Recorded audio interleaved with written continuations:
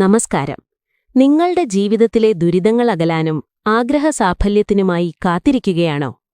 തൊടുപുഴ ഇടവെട്ടി ശ്രീകൃഷ്ണസ്വാമി ക്ഷേത്രത്തിലെ അപൂർവമായ സൗഖ്യാഭീഷ്ട സിദ്ധിപൂജ ഇതാ വന്നെത്തിയിരിക്കുന്നു. ഈ ഏപ്രിൽ 12 ഞായറാഴ്ചയാണ് പൂജ.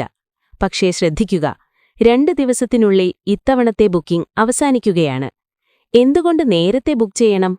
കാരണം പൂജയ്ക്ക് ഒരാഴ്ച മുൻപ് തന്നെ നിങ്ങൾക്കായി ക്ഷേത്രത്തിൽ ഭാഗ്യസൂക്ത, ഔഷധസൂക്ത അർച്ചനകൾ ആരംഭിക്കും.